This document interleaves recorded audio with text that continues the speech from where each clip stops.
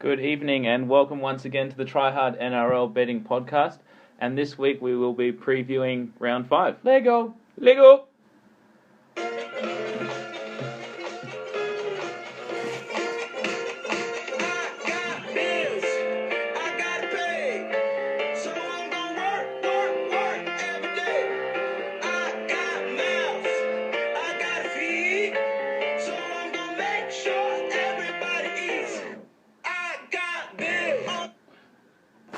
And we have been having those bills stacking up, and we have been paying for them. 8-3 now against the spread. I mean, not only are we paying bills, we're giving people a little bit of extra lunch money as well, I think. Absolutely, and as we were talking about before the pod, if you'd put $100 on every single one of our best bets, you'd be up around $500, and that's a little bit of money to spend over the Easter long weekend. And especially the fact that we've won money every single weekend. I'm really proud to say we went 2-1 over the weekend, and that was with a bad start. Yep. Sat painfully through Titans Sharks. We had it under Brutal 40. loss. That game had no business going over 40. I'd say we were on the right side there, and obviously you have a team protecting a lead, throwing an intercept I've try never seen anything like it. with 3 minutes left. Why would you remind me Unbelievable stuff, but then JT absolutely saved us on Monday night. Yeah, well, that's right. It looked pretty grim at half-time. 16-4, the Cowboys were down, Very and grim. we played Storm under 20.5. We really expected a defensive effort from the Cowboys, and we expected them to come through, and we had to wait an hour for it, but It did happen. Yeah, and absolutely. while I'll be the first to admit that was a lucky win, to get the outright win there for the Cows. I mean, when they were down 7 with 2 minutes to go, you're going to win that game probably 1 in 100 times. Yeah, if you're lucky. Up your ticket probably. But the one thing I will say is when you do bet on a transcendent talent like Jonathan Thurston, you do give yourself a chance to win a game like that. He will pull something out of the fire like that. It's not total luck when it's JT. Yeah, absolutely. And the way that he set up the try, raced over, the way that he kicked that conversion from the sideline, and he curled it 10 metres from the right-hand side. I don't know how. It's literally like threading a needle to make that kick. And the thing is, they didn't have much time left. They were only going to get one more set, so he kind of had to hurry that kick, and he still managed to absolutely slot it. Storm didn't help themselves, giving away penalties late in the game to help the Cowboys up the field, but at the end of the day, the pod cashes again. He's an absolute surgeon.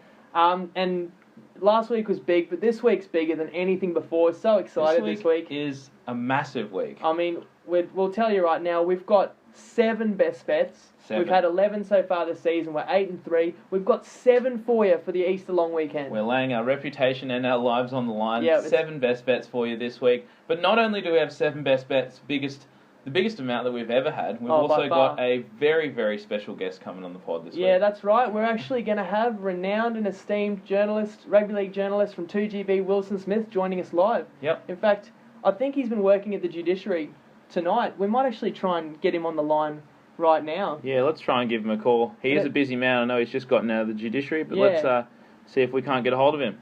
And it's an honour to have a man of this esteem on the pod. Let's see if we can get onto him. Hello.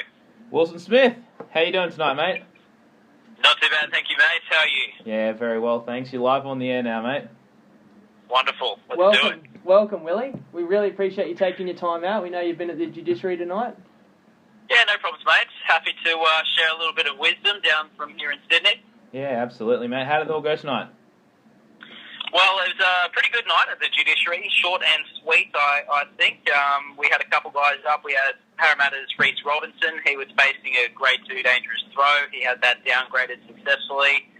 He's free to play on the weekend. And also Manly's Jake Trebojevic challenged he pleaded not guilty to a dangerous throw, grade 1, and got off on that as well. Now, neither of them are household names, but they're both pretty significant. You look at the injuries that the Eels have in their back line. I think that's pretty important, a bit of a coup for the Eels to get Reece Robinson off that charge. And absolutely. Same for the Seagulls. Yeah, absolutely. They need every warm body they can get in the front row. Yeah, that's right. And Reece Robinson, he was pretty good in Canberra. I was down there for a year, and he was definitely a star in a few of those games.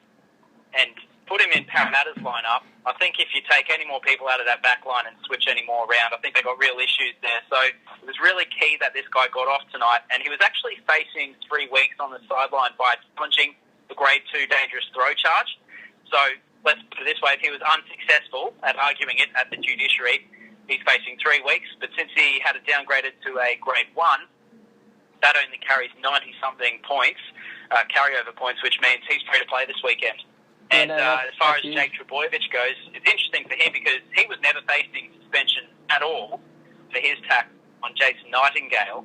But since he was challenging it by pleading not guilty, that meant he could actually spend a week on the sidelines if unsuccessful. But since he was successful, it means he's had all his carryover points wiped off completely. So he's good to go. And we spoke to him after, and he said, "Look, I just didn't want him hanging over my head," which, I guess that's a fair decision, but it's ballsy. It's very ballsy because I can tell you firsthand, there's been some inconsistent decisions from the judiciary. Let's put it that way. Yeah, I think that's for sure. And I think both of those guys are playing in really key games. Both of their teams really need a result this weekend, so it's all the more important to get off. Absolutely. Absolutely. So at this stage of the pod, what we usually do is take our 3 biggest takeaways of the round. We like to reflect on what we learnt, what jumped out at us for the round. But having an expert like Willie on the pod, we've asked Willie to look at what's jumped out at him so far this season. Obviously, 4 weeks in, you can kind of revisit what you originally thought before the season. You can absolutely. I mean, some teams might be impressing you more than others. Some teams, might not be. So, I mean, what have you made of this season so far, mate? Well, I'll tell you what, Parramatta, we were just speaking about them, and obviously they're a hot topic this season with the way they started with that win over the Bulldogs and then beating Souths on the weekend. That was insane. But they're a little bit like Penrith from last year. They just came out of nowhere. I mean, there was a bit of excitement around them in the off-season with the signings and all that sort of thing, and Jarrett Haynes leaving, obviously, it was massive. But, I mean, you look at the way they've come back from that. They're still a little inconsistent for my liking. I mean, they're sort of hot and cold, and I don't know if I can ever really get behind a team which has Chris Sando and Corey Norman in the halves. I don't know if that really does it for me for a full season. But, I mean, obviously they got Foran coming in next year. That'll fix that. I think it's important to remember that they're probably a season away from their best in terms of having the whole backline gel together. And when Foran gets there, obviously that'll be huge for them. But, I mean, for now, they're an exciting team to watch. You never really know what you're going to get, but obviously they can beat the top teams when they're on their night. So that's one of my takeaways from the season so far. And I think also the Titans, look, they're my most underrated team of the competition.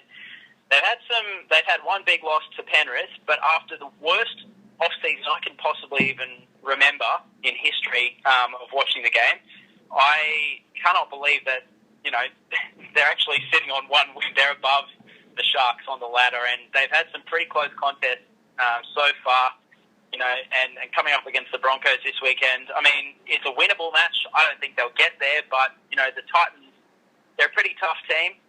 They'll be in it each weekend, I guess, and I think credit to the coaching staff there and Neil Henry. Wow, didn't he step into a bad situation? I mean, you could sense that he wanted to coach again after the Cowboys, but I'm not really sure if this is what he had in mind. So that's another takeaway. And I was at the Bulldogs and Tigers match on Friday, which leads me to the third point. And what I can say out of that is I'm really impressed with the Tigers' young halves, Luke Brooks and Mitch Moses. I mean, the jury's sort of still out on Mitch Moses, but I reckon if you give these guys a couple, even a season together, they're going to be a great set of halves. And if you're talking about Luke Brooks by himself, guy had a three-try assist, a line break assist in that game against the Bulldogs. He was great, and I mean, they should have won the match. They didn't, and I guess that comes down to whether that team has the heart to make it this year. And I don't know, I guess they came up against a team which always has that sort of heart, and they're coached by Des Hasler, and it just proves you can never, ever count out a side coached by Des Hasler, even with the, losing their winger there, losing their centre, Tim Laffey, and also missing Josh Reynolds with suspension. I think they did great to get back in that game. I know I said in the second half to my mate who's a Bulldogs supporter, he said, I think we're done here. And I said, no, you can never count them out. Credit to them, they came back. It was, what a finish though, 25-24 I guess, was it? Yeah, it was. That's right. Yeah. What did you guys think about that game? Well, you've hit the nail on the head. We've spoken about it in previous pods that it is a real thing, being able to close a game, and there's certain teams that can and certain teams that know how to win and others that really don't. Luck comes into it, the bounce of the ball. I mean, the field goal attempt by the Tigers when they were up 6 with about 7 minutes to go, I think it missed by a foot. And if that goes through, you don't often lose up 7 late in the game. That's right. Unless you're the Storm. Yeah, we actually spoke about it earlier in the season preview pod, Willie, and we went through the games from last year just to see how teams did in close games. 1 to 2 points decided by 1 or 2 points. And I think the Doggies went like 80% from those games. So, yeah, some of those teams just seem to know how to win. But, yeah, we totally agree with you. I mean, the Tigers, everyone was saying last year they've got a nice young team and they're only going to get better. And we're sort of starting to see that this year. Yeah, isn't that lock forward, Marty Tapau?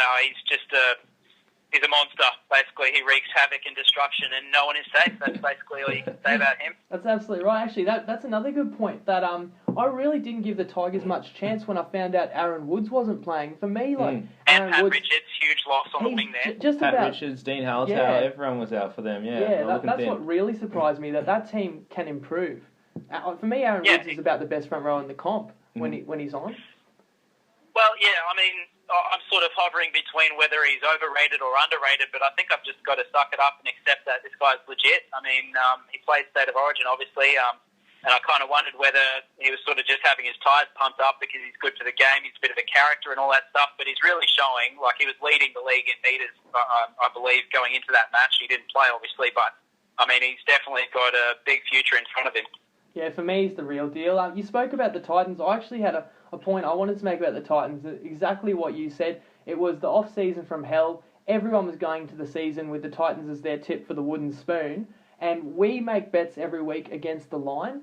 And interestingly, if you had taken the Titans with the line in every game this season, you've won 3 out of 4. Obviously, apart from, save for the Penrith debacle, they covered the line against the Tigers in week 1, should have really won that game.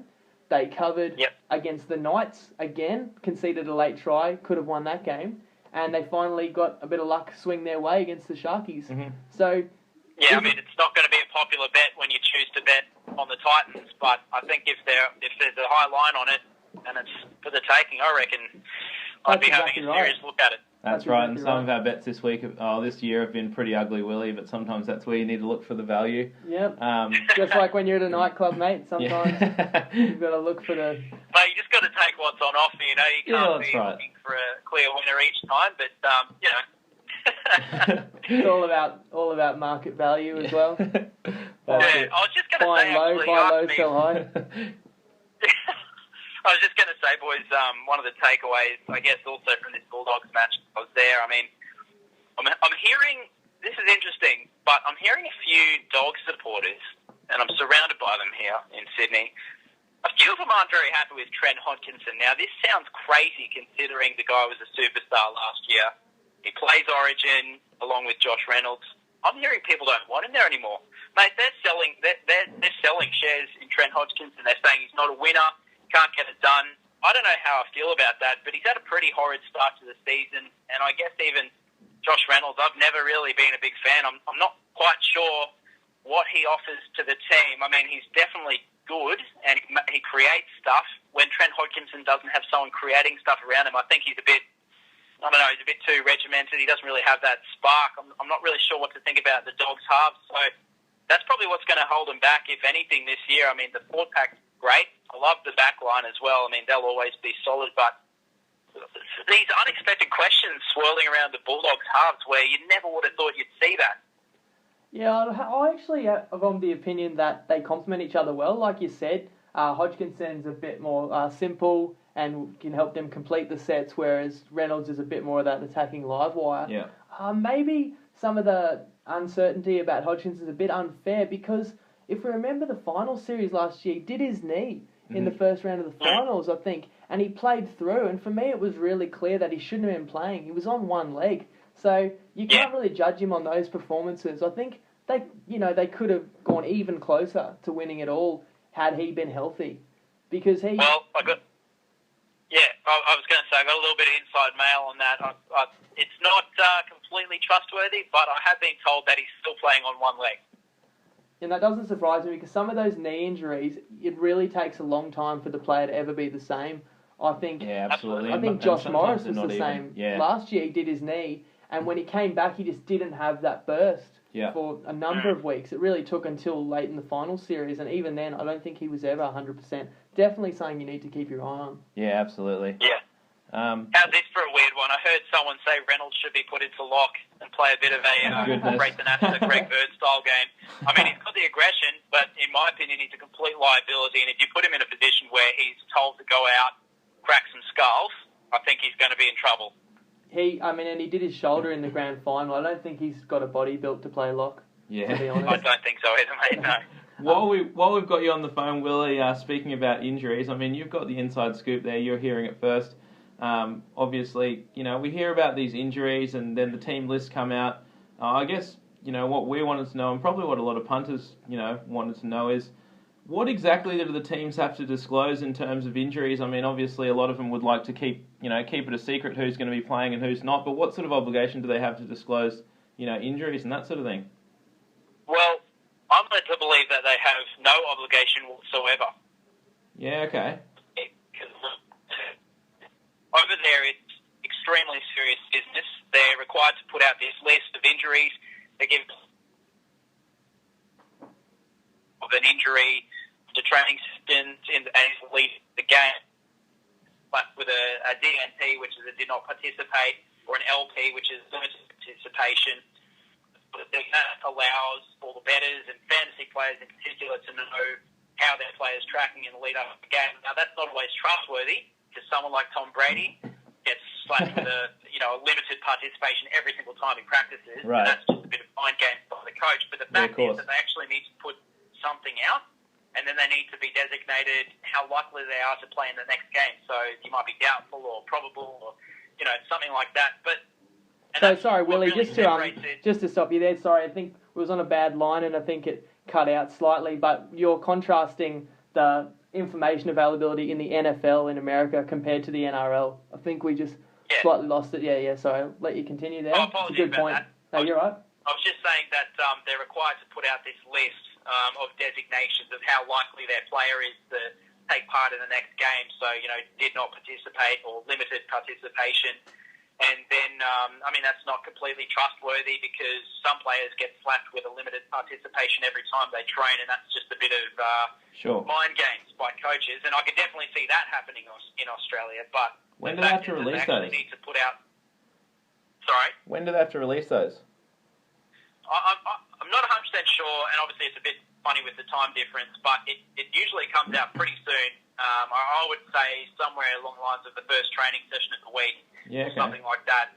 And that really allows the punters and also fantasy players, because fantasy football is massive over there, that really allows them to get a much better idea of how their players are tracking for the weekend. But like I was saying, I'm led to believe that the NRL's not, the clubs aren't obliged to do anything of that sort.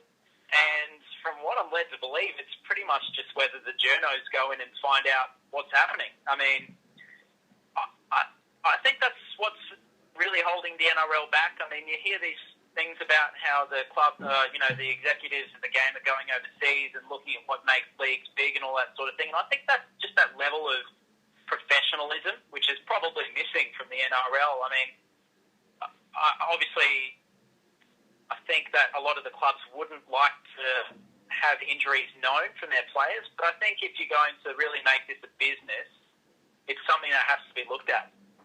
That's right. You've got to look at it from the point of view that it is a product that they're trying to sell, and it's about accessibility, and definitely the NRL is slowly moving towards the NFL. I mean, that's where video replay came from. Now, we have players getting interviewed at half-time, where years ago that would have been crazy to interview a player during a game, and it's moving in that direction. But from a betting point of view, it really is important to know who's in, who's out, who's questionable. Because definitely. If I'm going to put a big bet on this weekend and Jonathan Thurston's got a sore knee and I'm betting on his team, I want to be sure he's playing, or I'm not putting that big bet. Or if I'm betting against the team, and it's Kieran Foran, I want to know if he's in. If he's in, maybe I'm not putting such a big bet. Maybe I'm not playing it. It's important to know. And it's not consistent. You can read articles on the internet. There's some websites that will list player injuries, but I'll only give you a rough indication of, out for 4 weeks, and you just never know when a guy's coming back in. So you do sometimes get whispers, but from what I'm understanding you're saying is just there's a few scouts out there that are getting inside information, but there's no no formal obligation to report it. Yeah, and obviously the clubs do release injury details and that sort of thing, but yeah, I don't think they're obliged to in any way, shape or form, which to me just seems odd at this stage of the game. Well, it's crazy because, I mean, if they're worried about, obviously people putting bets on with inside information and that sort of thing, so it makes sense if they're trying to, cover their liability in that way to at least be a little bit more transparent and release that information, and make them, liable to release that information and release it early, I guess.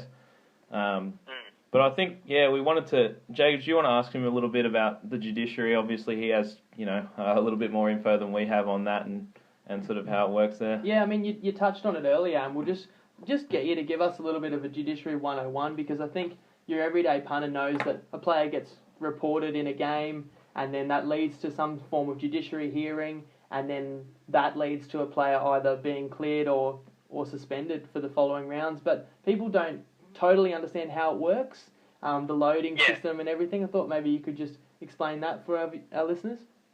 Yeah, for sure. I mean, it's pretty detailed. So, I mean, the match review panel meets on Mondays. They charge the players, and obviously some will put on report during a game, but now they can be charged afterwards. And then they go to judiciary, which meets on the Wednesday. That's chaired by a Supreme Court judge, and I believe they do that pro bono. And the panel's also sat on by 4 ex-players. So the player is represented by the club lawyer, and sometimes also a representative from the club, which might often be the coach, while the NRL has a lawyer which has to argue for the charges. And in terms of that, it's not up to the player to prove that he's innocent. It's up to the NRL to prove that he's guilty, basically. So what we see then, we're all sitting in this room here, and it's kind of like a little courtroom, and the player and the NRL use footage of a number of other similar charges or tackles or whatever it might be to argue why it should or shouldn't be reduced, the charge, or whatever they're fighting for. So these charges, they take into account, previous ones, and how often a player gets charged, which is also where this comes into the carryover points come into it. And it gets a little bit tricky from there, but basically they had 5 carryover points wiped from each game they take part in without a charge. So if you get 90-something points on a Grade 1 dangerous throw charge, that'll take a little while to wear off, but that's not enough to have you suspended for 1 week. And I guess that's the key, because if you have carryover points and you get hit with a Grade 1, you're probably looking at time on the sideline, whereas, it's a minor indiscretion. If you've got a clean record, you're not looking at any sort of suspension here. And that's what I was talking about earlier with Reece Robinson and also Jake Boyovich. Jake was never facing a week on the sideline, but just didn't want to have the points hanging over his head. So he opted to plead not guilty and challenge that, and luckily had it downgraded. And I say luckily because I can tell you there's been a few inconsistencies, and this year I've felt a little bit as though the NRL's trying to really crack down on lifting tackles and dangerous throws and all that sort of thing, and they certainly made an example of the Parramatta forward in the first week for that tackle on Matt Ballin. He got 8 weeks, something like that, which I thought was excessive. But even last year I saw some ones which are a bit questionable. I wasn't really sure how it didn't get downgraded. I mean, you listen to the players' lawyers argue, they always sound like great arguments, I can tell you, and you always think there's a really good case. And tonight, basically, they just, in the Reece Robinson case, he argued that it was his teammate that did most of the lifting and the flipping, and Reece didn't really have any part in that. It was never reckless or with intent to harm, and basically it was just careless, and they accepted it. They said they were guilty, but they were looking for that downgrade. So yeah, there's a lot that goes into it, but it's actually pretty interesting. It's a fine line, though, isn't it? Because the NRL definitely wants to be seen to be protecting players and making the game safer, but at the same time, it's such a contact sport with some of the strongest athletes in the country. Accidents are going to happen too. Yeah, that's right. Yeah, absolutely. And that's a good point, because the NRL's lawyer, they've got a new one this year to what they had last year, and he continues to make this point that the player was put in a dangerous position, there was a risk of injury, yada, yada, yada, the head was at danger of hitting the ground first. Now, the 2 times that I've been there, the player's lawyer has argued that, look, there's always a risk of injury. You might as well get rid of that argument, because being charged, you've accepted that there is a risk of injury. That's not really relevant now. What we're looking at are all the details inside that, and then they go on to make these really detailed arguments about, the pivot points and of the leg and how they got flipped and all this sort of thing. It's interesting. It gets a little tiresome. If you had to do it every week and you had to listen to the similar arguments, I guess you'd probably get over it. But yeah, it's pretty interesting stuff. Well, we've got, there's so many more topics we can hit with you. We've also still got 8 matches to preview and a lot of best bets to give out. But let me just ask you, mate, who have you got taking it out this year? Who's the team for you that when they're at their best that they can't be beaten? Well, look, if you put it that way, you're probably still looking at the Rabbitohs, but that loss to Parramatta's really just thrown a little bit of doubt in my mind. And I just think this year, it's a very popular choice, I'll accept this, but I just think it's the Sydney Roosters year. I mean, you look at that team, top to bottom, the forwards are great, the backs are huge.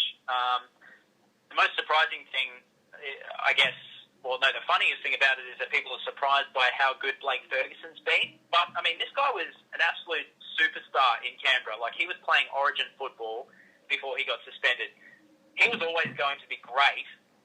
And now he's lost again for a few months. That'll be big. But the fact that they can just slot Sean Kenny-Dow back in there, a Kiwi international, into centre, is huge for them. And I don't know if they'll lose too much in the short term. In the long term, it'll be really good if they can get Blake Ferguson back as quick as possible. But I just really think that it's probably Sydney's year this year. Yeah, I think a lot of people tend to agree with you, mate. And I think, we agree with you as well. Blake Ferguson's a massive loss for them. He's probably been one of their top players for the first 4 rounds of the season. Yeah, well, I think Alex and I both had the Roosters making the grand final. You're right, I think that they lost Minicello, but you're actually improving, if you ask me, when you can slot Tuivasa-Sheck back there, and the back line's absolutely stacked. Yeah, and the halves, you've got Origin experience. Say what you want about Mitchell Pearce and Maloney, but Maloney doesn't miss goals. Those two have both played Origin. They're exceptional at the NRL level.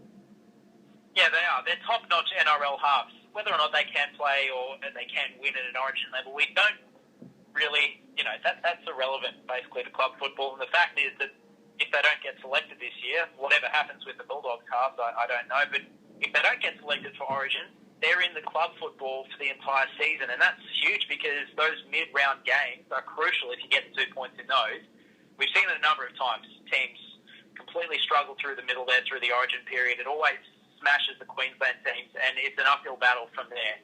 I think if the Roosters can cruise through that sort of period with it, their entire team all the way through, I think, it'll be huge, basically. 100%, because if you're looking to put a bet on who's going to win the comp, it's almost impossible to win the comp from outside the top 4, and it's those middle rounds are such a hard slog. If you've got key players playing Origin, that means extra fatigue, it means they're missing a couple of games. That can be the difference between making a push for the top 4, and it can impact your whole season. Absolutely. And I think, Penrith will be up there, and I'd probably still put the Bulldogs up there, but I just wonder whether Penrith it'll be the same sort of situation as last year, where they sort of fall at the last hurdle there. I don't know if they can go toe-to-toe with the biggest boys in the comp every week. I'm just not... I don't really see them pushing over the edge. I would love them to. I mean, they're my second team. I would love them to get there, but I don't really see them beating South or Sydney if it came down to it. Yeah, that's fair call. We'll have to wait and see. I think, it's an absolutely solid team. Like, how high is their ceiling, we'll have to see, and it's going to be a few weeks before we do see with Soward out. But speaking of the Doggies just before, also, I think definitely a consensus top 4 side. They're kicking off the round hosting the Bunnies on Easter Friday afternoon. Yeah, and just for the betting people out there, you can get the Doggies plus anywhere between 4 and 4.5 I see now in your game total, looking anywhere between 38 and 40.5. What are your thoughts on this one, Willie?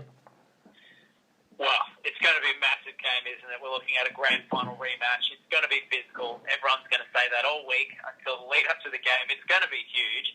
But if you look at the team lineups now, the Bulldogs get a couple people back. They've got Tim Laffey back in the centres. They've got Josh Reynolds back in the halves. Moses Mbai goes back to the interchange. That's pretty big. Antonio Calfusi drops off the bench because of that. But, I mean, that's not, I guess, at this stage of his career, a huge loss. But, well, I'll tell you what, I'd probably have to go with South. But if there's a few points on offer, I'd definitely be looking at the Bulldogs because I just don't think they'll ever really be out of a game. Yeah, and we tend to absolutely agree with you here, Willie. The Bulldogs are a solid team. They're getting a few people back this week, as you said. Souths disappointed us a little bit last week. I don't know if you can read too much into it. But, I mean, catching points in what we think is going to be an arm wrestle game, you can get the Bulldogs plus 4.5. I have to lean that way. And, I'd say that's one of my best bets of the week, taking the points with Canterbury. Yeah, and I'm going to go a step further than what both you guys are saying. I'm conditioned to think, oh yeah, the Bunnies, they're the champs, they're unbeatable, and now off a loss, they're definitely going to bounce back. But I started looking at those team lists a little closer, and I saw Morris back, Laffey back, Reynolds back. We don't need to say much about the Bulldogs forward pack, but you've got David Clemmer on the bench, and he played for Australia last year. That team is absolutely loaded. If you ask me, that Bulldogs team might be the best team in the comp. I mean, they made it all the way to the grand final. Yeah, and people didn't see them coming last year. I think they finished the season 7th, but they had suspensions, they had injuries to key players, their halves did play Origin. They really snuck up on everyone, and then even in that grand final, you had Hodgkinson on one leg. We spoke about that before. Ennis couldn't play in the final. He was their captain. Reynolds did his shoulder early on. I mean, that team, for me, was the most complete team in the whole NRL. Now, as we've said, you're getting 4.5 points. So now I've got the home team, albeit it's a Sydney derby. But from my opinion, we've got the better team getting points. That's the best bet for me. Yeah, and I'm happy to co-sign that. And as well as that, on that same note, we like the Doggies so much in this one. I think what else we're going to do is you can look at the team totals, and we won on this one last week. You can get South Sydney anywhere from sort of 20.5 to 22.5. So make sure you shop around. But I'm happy. I think it's going to be a low-scoring arm wrestle game. I don't think the Rabbits are going to score more than 22. No, that's right. I can kind of envision almost an Origin intensity type game. What do you reckon, Willie? I'd have to agree with that. I mean, seeing how limited the point scoring was for a large part of last week's match surprised me. In the end, they still ended with 25 points. But yeah, look. With the firepower of those two teams, I'm tempted to say they'll score more than that, but I think it's a safe bet with what you guys are going with. Excellent. We'll move on to the next one, Willie. This will unfortunately have to be, because of time restraints, the last game that you can preview with us, but we got the Titans and the Broncos, the in-state rivalry. Gold Coast catching 4.5 points, and the total anywhere from 40.5 to 42.5. What are your thoughts on this one, Willie? Well, I did just give the Titans a rap, and I did just say that if there's points on offer, take them. But I don't know, and you guys might differ from me on this, but Broncos won against the Warriors on the weekend. I know you've probably got some thoughts on this, Jacob, but I thought it was a pretty gutsy performance, and people might say they probably should have lost that one, but you look at it, they committed the least amount of errors in an entire game across that whole weekend, and I reckon that's a good sign, and the fact that they won in New Zealand shows that they do have a bit of heart, which is what we were questioning after that first round, or first couple rounds, I guess. I don't know, I just think, without reading into that massive win over the Cowboys too much, and the fact that they just beat the Warriors in New Zealand, I think the Broncos will handle the Titans this weekend. I would like to think that they'll stand up for a Queensland derby, but I don't know if I could tip the Titans in this one. Yeah, look, I will have to say, I'll pump the brakes on the Broncos' enthusiasm a little bit. I did watch that game closely in New Zealand, and I do agree fundamentally with the two key points you made, and that is that they really are completing sets, and they're playing with heart, and they're defending well. And I think that's the foundation that Bennett has laid, and everything else is going to come. With a new system and a new centrepiece, 5'8" there, I think they can expand their game as the season goes on. I've got the Broncos making the 8. I think they can be a really good team, 20 weeks from now. But as for now, I think what you're going to get from the Broncos is just a solid performance. No mistakes, keep themselves in the game. I thought the Warriors did the exact opposite, to be honest. I thought the Warriors made a meal of a lot of opportunities, dropped a lot of balls. They always have, haven't they? Yeah, and they gave the Broncos good field position for most of that match. And the Titans have really impressed me after, obviously getting Bird and Taylor back. They're a solid side now, actually. And look, I tend to agree with you, Willie. If you had to lean aside, you'd want to lean Brisbane. But I'm looking more at the total in this one. And you don't know the sort of weather down here, but we've been having torrential downpour here, and it's meant to continue throughout the weekend. So okay. I'm looking at this to be a low-scoring game. I mean, that's an interesting stat, the Bronx making the least errors out of any side in that round. I think we're going to look for a similar type of performance from them, a solid, gutsy performance from each team, and I think this will be a low-scoring one, tough to score points in the rain, and I'm happy to go under the 42.5 points. You think it's going over or under that, Willie? I think under that, if you're talking about that kind of weather, for sure. And also they'll be missing Hodges, I believe, which is a huge loss. But you throw Dale Copley in there. I love the guy. I think you're looking at the future when you put Dale Copley in there. That's what's going to be. He's going to be occupying the centres, I would like to think, in the future. And, I mean, after that round one game, we had some serious questions like Gavet. I mean, terrible luck with that knee injury, but, sort of tried to do too much at times, not enough at others. And I think after we got rid of all that, the Wayne Bennett factor started kicking in and they play that safety-first football. And they got a few players in the back line there like Jack Reed and Lachlan Moranta. Safe players. Don't know if they'll win you a game, but they'll probably never lose you a game. I think you put all that together, I think you guys are actually on the right track with, I'd be looking to take that 4.5 actually with the Titans in the rain. Yeah. I think that's the side. And Willie, we've got so many other things we could ask you. I think we'll definitely be keen to get you on again. Absolutely. We understand your time is precious. You work a night shift as well at 2GB. So we really appreciate you taking the time out to join us. It's an honour to have you on as the first ever guest in the history of the pod. Yeah, absolutely. 100%, boys. It's been great. Yeah, and we'll certainly be looking to get you back on soon, mate. Maybe probably a few times during the season if we can, mate. Definitely try if time permits. Thanks, mate. Speak to you next time. Appreciate your time, Willie. Yeah, great to have Willie on. Appreciate his time. Yeah. And his insight there. Yeah, absolutely. And that's certainly interesting for the punters out there to get a bit more of an inside scoop on the judiciary and, obviously how the injury reports work and all that sort of thing. But we're running a little bit low on time. Should we dive into the rest of the round? Yeah. We've got Manly hosting the Raiders. And it's not really Manly hosting. It's going to be in a neutral venue this time. But, look, Manly catching, Manly you have to lay 4.5 points, and the total anywhere from sort of 42.5 to 44. Yeah, and that's right. You'll see Manly listed first, appear to be the home team, but don't be mistaken, it's not at Brookvale, and that is significant. The other thing that's significant is that Manly is an absolute mash unit. They lost, they are decimated. 3 key forwards last week. Really gave them no chance to win the game. Even Cherry Evans was concussed. And you saw what sort of firepower they had last week. I mean, all those players got injured during the game and they managed to put up 4 points. That's right. And I mean, Manly was a top 4 side last year. There's no denying that. They've definitely, outperformed expectations year after year. They're well coached. They've got probably the best halves combination in the whole comp.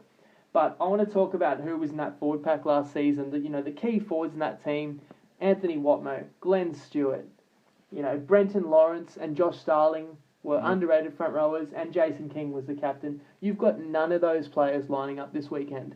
Now, they brought in Feliti Mateo to bolster their back row, and he got injured on the weekend too. I just don't see how they can get any go forward. We're playing up against a Canberra team that is really lacking in a lot of top-line talent, but this is a real opportunity for them. And I've got to give some credit to this Raiders team. They play tough every week. They have played tough for the first 4 rounds of the season. And look, I don't love this Canberra team, and I don't think many people do. Look, if I was to lean aside, I'd probably take the 4.5 with Canberra. But I think the better way to look at this, I think that Manly can't put up too many points. They don't have that much go forward. But look, I could easily see Manly winning by a converted try, but I think Canberra will put in. I think the safest bet here is actually taking the Manly total under. Well, you can find anywhere from sort of 22.5 to 24.5. Are they really going to score 4 converted tries? And that's the thing. People think, Foran's back, Cherry Evans is playing, like they're going to score points, but you're only as good as the go forward that your forward pack can give you. Yep. And I really think they're just going to get beaten up. They're going to get bullied in this game. I think it's going to be a really tough day at the office. I'm with you there. I really don't see how Manly can get in the 20s in this game. Yeah, that's the best bet for me, under 24.5. Yeah, and I'm happy to co-sign that. I can't see Manly getting even over 20. So I think if we're getting, if we need them to score basically 26 points or more, I don't think they can do it. Moving on to the next one, we got the Knights hosting St George. Newcastle, actually, this line's gone a little bit up. They're now laying 6.5 points and more than a converted try in the total, sitting anywhere between 38.5 and 40. And I actually got a question in from Evan in Sacramento, and he's asked, can Benji Marshall ever find his best form again? And it's a good question, because he was just about the most electrifying player in the comp, but that was 2005 when they won the comp. He hasn't really shown us anything like that. He rendezvoused in rugby union. But if anything, I do see just an extra quick step in his game this year. I really like St George. I'd be definitely tempted to take the points here with St George, but I'm not going to do it because I know there's still waiting a few more weeks to get some key forwards back. Dan Hunt and Ben Cray are out. It's not a very deep St George team. Said the same thing last week, and we would have won with St George last week. Don't get me wrong, love St George, but I want to wait till they're fully fit, fully healthy.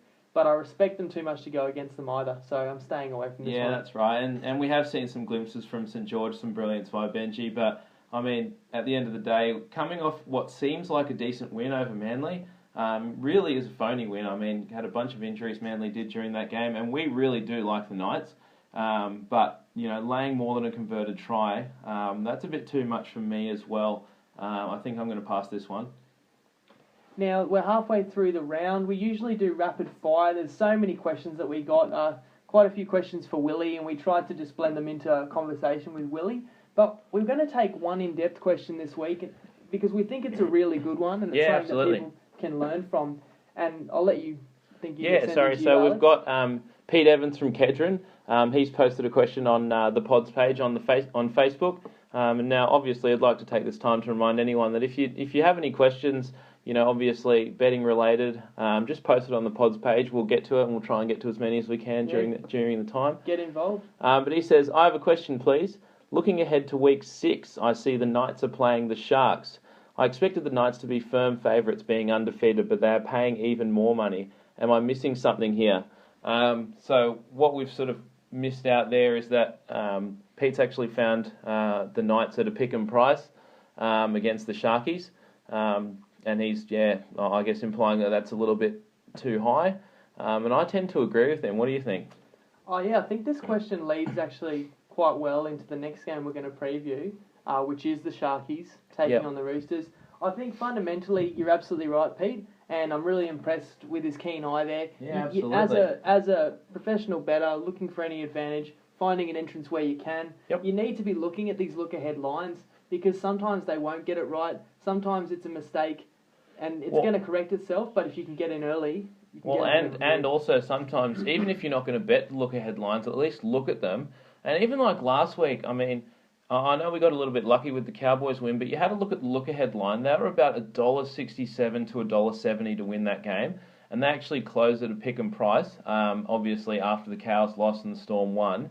So sometimes you just see a huge public overreaction on those lines, and then it's often good to play, against that perception. But look, I tend to agree with you, Pete. I think, Newcastle should be favourites there, but look, it all depends on sort of what's going to happen. What's going to happen this week? Well, that's the one caveat I've got, is that if the Sharkies were hosting the Knights this week, there's no doubt in my mind that the Knights would be favoured. I would set the line somewhere around the 4-point mark. I'd say, they'd be probably 4.5 or something like that. With the Sharks at home, I couldn't quite give them 6, but definitely in that range. Now, all the information we have to work off is the first 4 rounds. Mm-hmm. So, by rights, the Knights should be much shorter favourites in that game. But the one problem I've got, and I'll probably spoil the next pick, but I really like Cronulla to have the game of their season on Saturday night. So the problem is, if you take the Knights to win this week, and then Cronulla comes out and stuns the world and beats the Roosters, and that might be going a little over the top, but I think they'll play them tough, then it might not be such a good price, because the price might actually be closer to a pick'em. Yeah, so it all depends what happens this week, you just don't know. And the thing is, I mean, Cronulla's expected by most of the public to just get smashed in that game. So, I mean, if that does happen, their price isn't going to change a whole lot. But if they win that game, then, obviously the odds are going to change quite significantly. Yeah, so it depends what you think too. Like, if you think that the Roosters are going to smash Cronulla, then you probably should bet on the Knights at $1.92 while you can. There's absolutely no way that price will be there next week. But if Cronulla springs an upset and maybe the Knights don't get it done against St George, that could be the price. So that's always the risk you take, and of course injuries as well. Yeah. Now, I guess, did you want to start previewing the next four games? Yep, 4 games to go. We'll get through these. Still more best bets, but First, how about a word from our loyal sponsor? Need to kickstart your own pre-season training? The Try Hard NRL Betting Podcast is proudly sponsored by Sanity, the Performance Athletic Association specialising in functional and sport-specific training. Find and follow Sanity on Instagram today. Thanks again, Evan, loyal supporter of the pod. If you haven't yet, obviously hop on, check out his Facebook and Instagram page. But why don't we jump into the remaining games? And I know this is one that we both have fairly strong feelings about. We got the Roosters hosting Cronulla. Now we can find the Sharkies anywhere from +14 to +14.5 is the prevalent number at the moment. We can find the total ranging from 41.5 to 43.5. And I spoke earlier in the pod about the Titans, saying if you'd put money on the Titans every week, you've won 3 out of 4.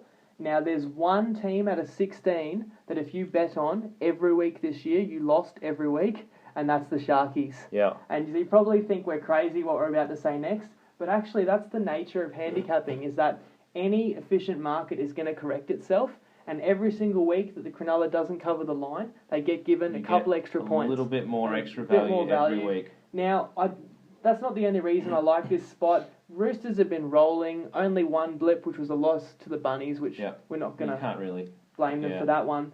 But let's just not forget that they still haven't got Jake Friend at hooker, so they've still got more improving to do. They haven't missed him yet, but maybe they will miss him in a couple of these tighter matches.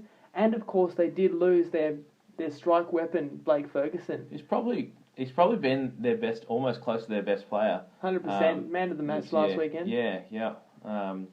So, I mean, anytime you see, a team catching double-digit points, especially more than more than 2 converted tries, you really have to look closely at that. I think Sydney, I don't think the Roosters are going to roll them here. I think Cronulla's forward pack has enough go forward to match it with them, at least for majority of the game. I can't see Cronulla piling on a ton of points, but I think this could turn into an arm wrestle game, and if I'm catching 14.5 points in an arm wrestle game, I'll take that any day of the week.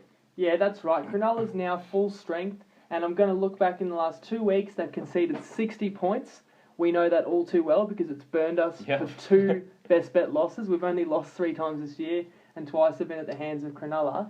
But I think I'll go back to the Storm game. That you conceded a few tries off kicks, conceded a try off a one-on-one strip that sprayed into the hands of Cameron Smith. Yep. Exactly the same thing happened against the Titans. Another one-on-one strip that fell straight into the hands of Caesar, who put Taylor through.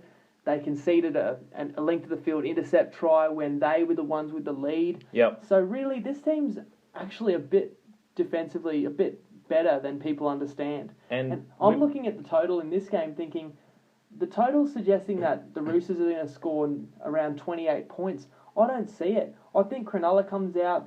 Let's not forget they haven't won a game. I think they play their hearts out. I think they keep it low scoring. I think they're a chance of winning, and I think we're very certain Roosters will be under 28.5. Yeah, absolutely. And I think I wouldn't probably go as far as to say the Sharkies will win this game, but I think they can keep it close.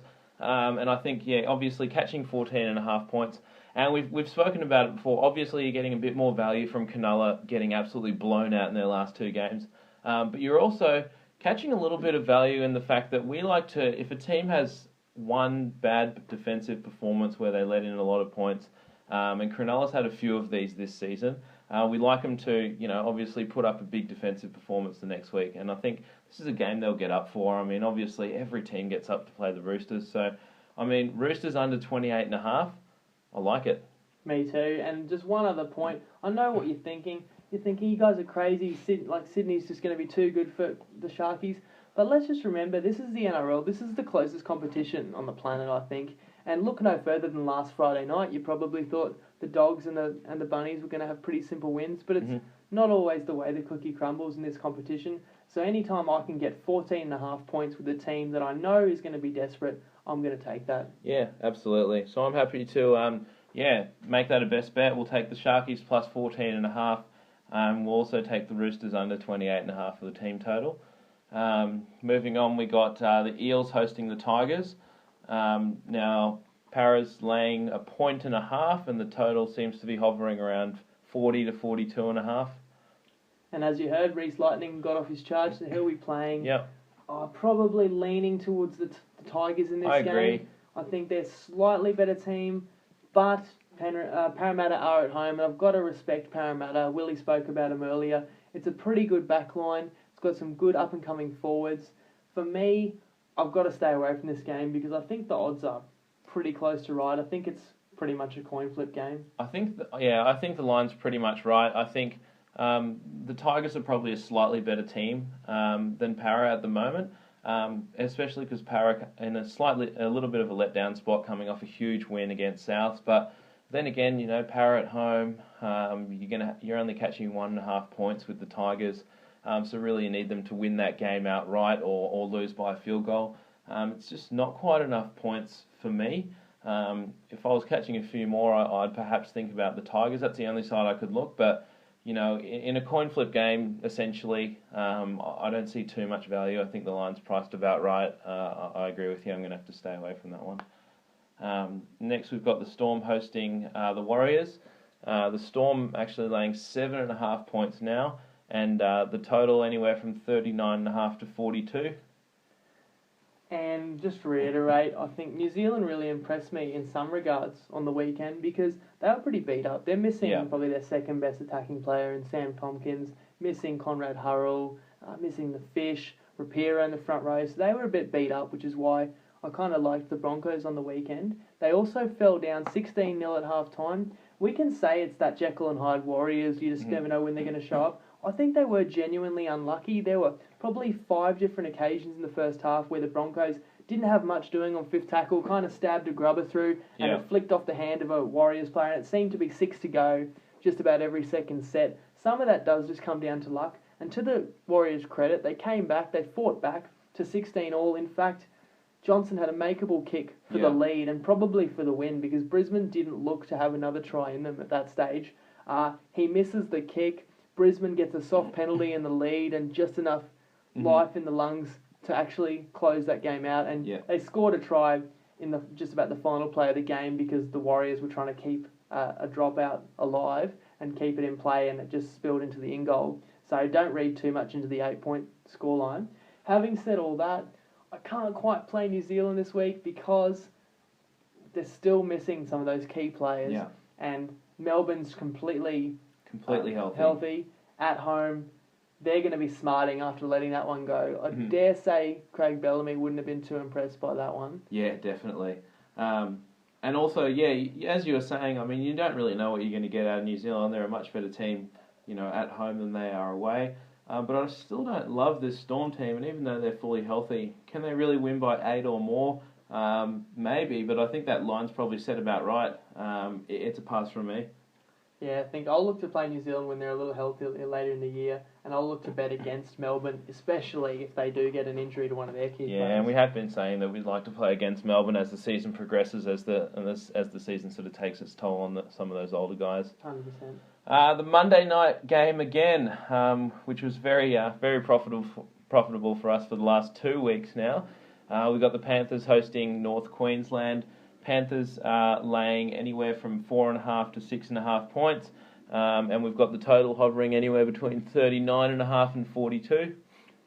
And for those of you who are still shocked that we're betting on the Sharkies again this week, look at the Cowboys. You keep your faith, and it will be repaid. Yeah. And the Cowboys were awful, against Brisbane. We didn't give up on them. We knew that wasn't their best performance, and in fact, I think that's totally turned their season around.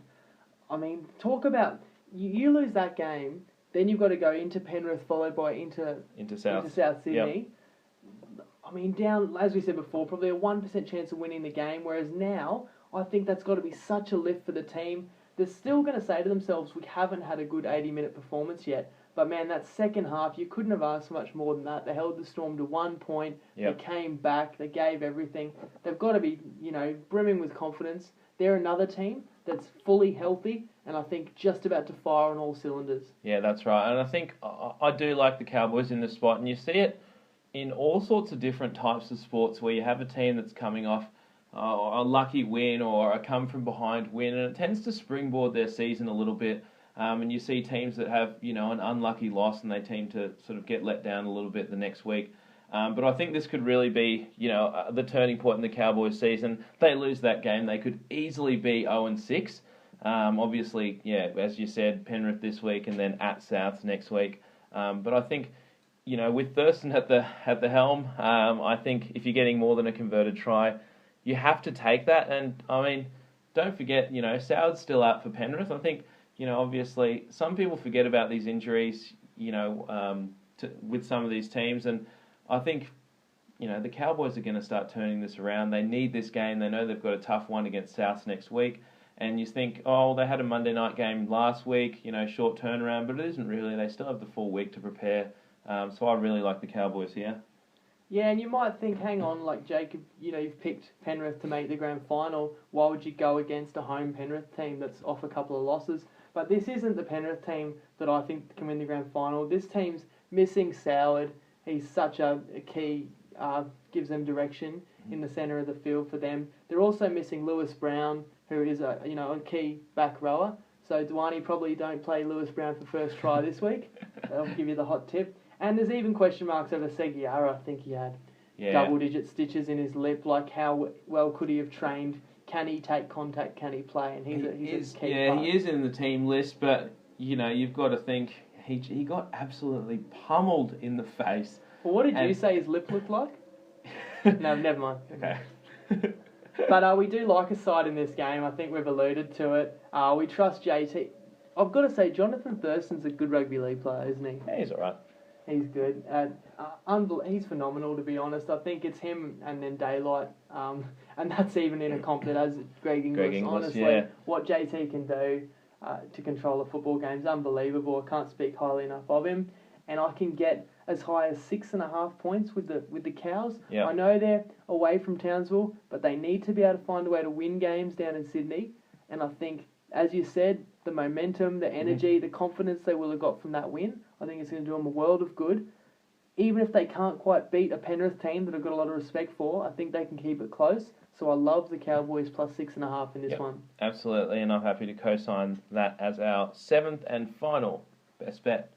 You want to just run through them quickly? I'm conscious that we've gone. Yeah, we've gone a little bit over time for you guys, but we're jam-packing the pod with goodness these days. I'll wrap up our best bets. All right, so we've got in the Friday night games, we've got the Bulldogs plus 4.5, and we've also in the same game got the Rabbitohs to team total to go under 22.5. Now in the Titans Broncos game, we're hoping for a torrential downpour.